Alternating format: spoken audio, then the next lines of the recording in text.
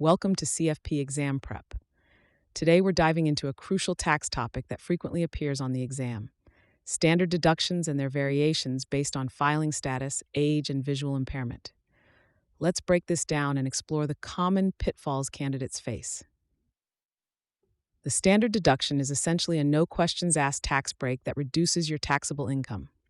For 2023, single filers get $13,850, married filing jointly receive $27,700, and head of household can claim $20,800. This is the foundation, but here's where candidates often miss points on the exam. Many test takers overlook the additional standard deduction amounts for those who are 65 or older or blind. Let me illustrate this with a practical example. Consider a married couple where both spouses are over 65 and one is legally blind. Their standard deduction isn't just the basic $27,700. They get an additional $1,500 for each qualifying condition. That's $1,500 for each spouse being over 65, plus $1,500 for the blind spouse, totaling an extra $4,500 on top of their basic standard deduction. A common trap in exam questions involves single and head of household filers. The additional amount for age or blindness is actually higher for these filing statuses at $1,850 per qualifying condition. When you see a question about a single blind taxpayer who's also 65 or older, remember they get two additional amounts of $1,850 each.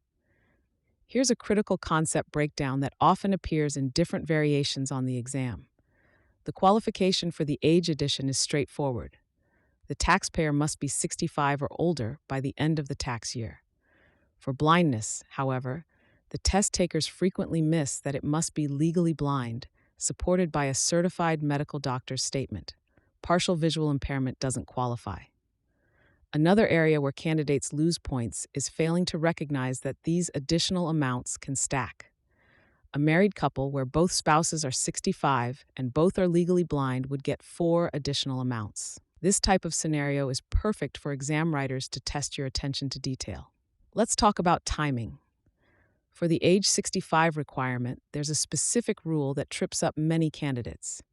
If your 65th birthday falls on January 1st, you're considered 65 at the end of the previous tax year. This detail might seem minor, but it's exactly the kind of nuance that shows up in exam questions.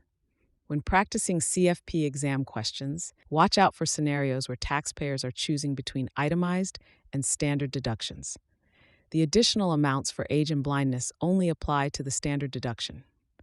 If a taxpayer itemizes, these additional amounts are not available, regardless of age or vision status. Remember these key points.